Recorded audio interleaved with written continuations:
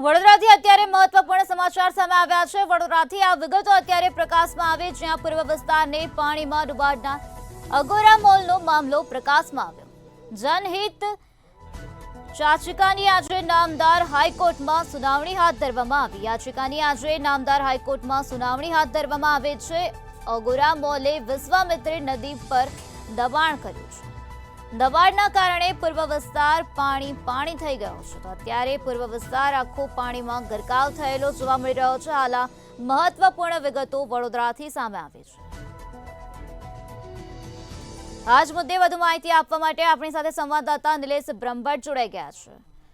જે નિલેશ, વડોદરાના પૂર્વ વિસ્તારને પાણીમાં ડુબાડનાર અગોરા મોલનો મામલો અત્યારે પ્રકાશમાં આવ્યો છે। દબાણના કારણે પૂર્વ વિસ્તાર અત્યારે પાણી થઈ ગયો છે। શું છે વધુ માહિતી?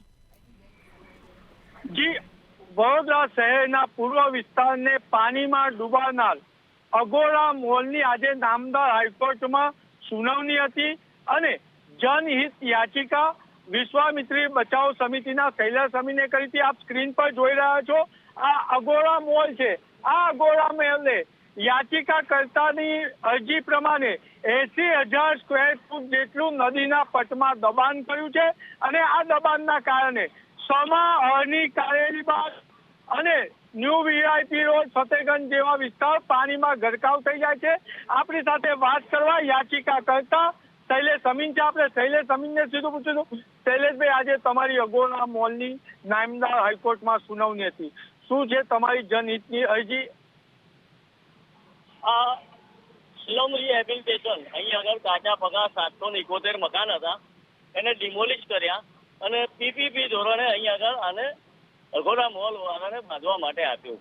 અગોરા મોલ વાળાએ જગ્યા એને આપેલી એના કરતા દોહરી જગ્યા લેવા માટે વિશ્વામિત્રી નદી અહીં આગળ છે, વિશ્વામિત્રી નદી હોવાનું પૂરા એના માપ માંગે છે, DILR એના મેપ માંગે છે, સિટી સર્વે એના મેપ માંગે છે અને સિંચાઈ વિભાગ પણ એવું કહે છે કે અહીંયા આગળ વિશ્વામિત્રી નદી છે। માત્ર મ્યુનિસિપલ કમિશનર જે તે વખતના અને ટાઉન પ્લાનિંગ વિભાગ, તે વિભાગ એવું કહે છે કે આ વિશ્વામિત્રી નદી આ એક કોતર છે। આ બધાને ગેરમાર્ગે દોરીને અહીં આગળ નદીમાં દબાણ કરીને આ મોલ બાંધ્યો। તો જ્યારે નદીમાં દબાણ થતું હતું, રિટેનિંગ વોલ નદીને પટમાં જ્યારે નદી ઉપર બંધાતો હોય એટલું મોટી રિટેનિંગ વોલ બાંધવાની શરૂ કરી, ત્યારે એના પાયામાંથી અમે અહીં આગળ 2015 ડિસેમ્બર અને જાન્યુઆરી 2016થી શરૂ કર્યું અને આ લડત ચાલુ કરી, એક આંદોલન સ્વરૂપે કરી। મ્યુનિસિપલ કમિશનરને કાગળ લખ્યો, નદી બાબતના વોટર બોડીના એક્ટ અને સુપ્રીમ કોર્ટના જજમેન્ટ સાથે એ વખતના HS પટેલ મ્યુનિસિપલ કમિશનર હતા, એમને પણ કાગળ લખ્યો।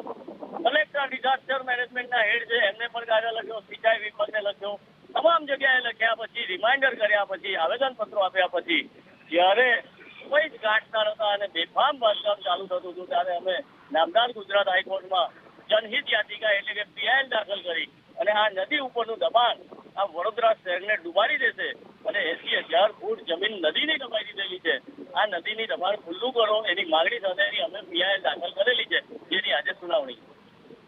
શૈલેષભાઈ, આજે યાચિકાની સુનાવણી હતી, હવે તો નદી પર અને કાંચ પર કેટલા દબાણ છે અને આમાં મુખ્ય ભાગીદાર કોણ હોય છે? આ વિશ્વામિત્રી નદી વડોદરામાંથી પસાર થાય છે, એક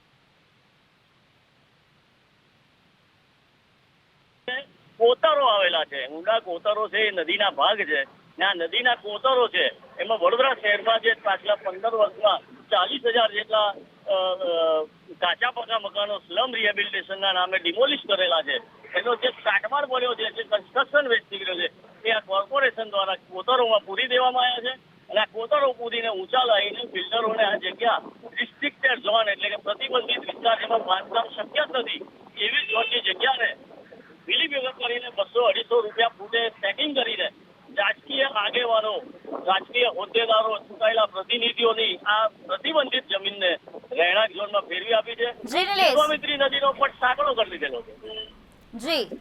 જી, એટલે રહેણાંક ઝોનમાં પરિવર્તિત કરીને મોટું કૌભાંડ કર્યું છે અને એમાં પૂર્વ વિસ્તારના ધારાસભ્ય જે પશ્ચિમમાં વૈભવી ઠાઠી રહે છે, એમની પર પણ શંકાથી જોવામાં આવી રહ્યા છે।